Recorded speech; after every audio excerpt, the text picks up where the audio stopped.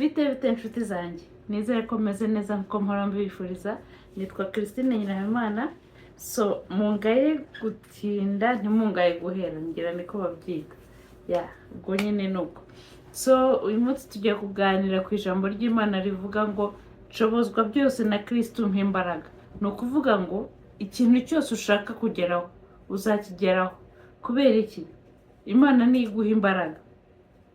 Imana ni kubyutsa mu gitondo tutangiriraho. Imana ni guha umwuka wo guhumeka. Imana ni guha imbaraga zo kujya muri ako kazi. Imana muri byose. Imana niyo ifite byose, niyo ifite ubuzima bwawe hano mu ntoki. Niba Imana izi ko ubishoboye, kuki twe twisuzugura mbega tukivuga birakomeye. Ntiwibuka ko n'akana kabigerageje bikanga? Niba yaracitse intege se nawe uzacika intege ubivemo. Ni inzozi zatakomeje. Niba yaragerageje bigapfa ntiyongere ngo atangire, urumva ko nyine ntago wagendera ku byo abandi bakoze. Buri wese afite icyo Imana yamugeneye. Ngende ibyo yashatse gukora si byo Imana yamushakiraga. Tuvuge ngo washatse gufungura business nkuko nabigerageje bikanga. Ndavugira muri experience. Nashatse kuba nka ba grand sœur. Ntago ari wari umuhamagaro wanjye. Ibintu byose ushaka gukora banza ubaze Imana niba biri mu mugambi wayo, niba ari byo ishaka gukora. Ngo kubera akana kagiye mu kindi gihugu reka nanjye gende, niwo muhamagaro wawe. Tujye tubanza twibaze kandi tubaze Imana ikintu nshaka gukora. Kubera Christine yagikoze reka nanjye ngikore. Kubera Inderi yabikoze, Daniel yabikoze, Daniel ntunkubite ndagukunda urabizi. Anyways, yabikoze reka nanjye mbikore. Tureke kugendera mu kigare. Ikigare ntaho kizatugeza. Kumva ngo kana karabikoze bicamo reka nanjye mbikore. Niwo muhamagaro we. Ba grand sœur banjye ni aba business women. Ntabwo nagendera mu kigare kubera tuvukana. Yego dufite amaraso amwe ariko ntabwo nagendera mu kigare. Umuhamagaro wabo n'uwanjye uratandukanye nubwo tuvukana. Nshobora kuba narahamagariwe gukora YouTube nk'uko. Nshobora kuba narahamagariwe gukora ikindi kintu kitari business. Nshobora kuba narahamagariwe kwandika ibitabo. Ni byinshi umuntu ashobora gukora. Ariko mbanza ubaze Imana ni icyo ushaka ko nkora. Buri wese Imana yamuremeye ikintu agomba kuzageraho mu buzima. Ntabwo yakuremeye niba witiranwa na ba Christina nk'igihumbi, ibyo bagezeho ni ibyabo. Imana yaremye buri muntu wese n'icyo agomba kugeraho. Ntabwo nagendera ku byo abandi bagezeho. Ndashaka icyo Imana agiye yandemeye.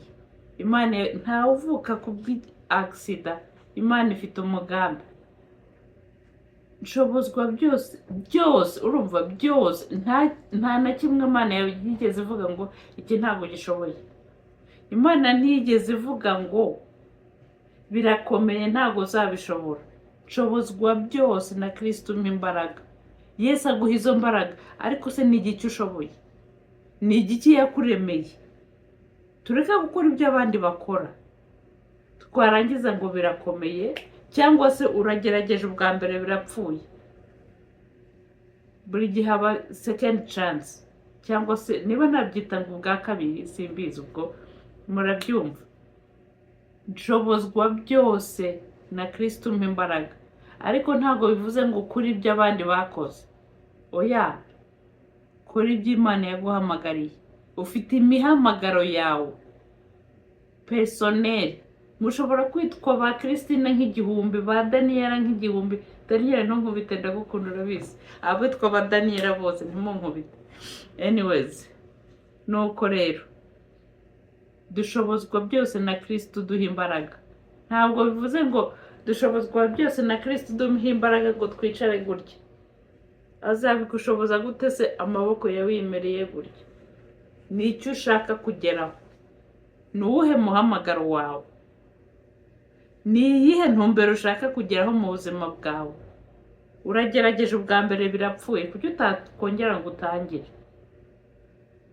Cyangwa se niba bipfuye baza Imana uti Imana, iki nshaka gukora ni wowe wakimpamagariye cyangwa ndashaka kugendera mu kigare. Baza Imana mbere ya byose. Plani zose ufite baza Imana ati mbega Mana, uyu mugore nshaka gushaka niyo avuye mu bushake bwawe.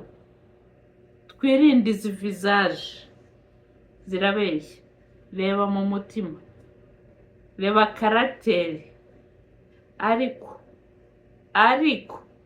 ariko banza ubisengera. Ikintu cyose ushaka kugeraho, urumva ni ijambo nahagazeho uyu munsi, nshobozwa byose na Kristo umpa imbaraga. Ni ukuvuga ngo ibyo ushaka gushobora banza ubishyire mu masengesho. Ntabwo Imana izabiguhereza gutyo gusa ngo ikujugunyire, oya. Jya ku mavu bisengere, ubaze Imana ni ibyo ushaka ko nkora, cyangwa hari ikindi ushaka kongeraho. Ni iki wampamagariye, ni iki wandemeye? Niba kidashobotse Mana, birapfira hehe? Imana izakuyobora.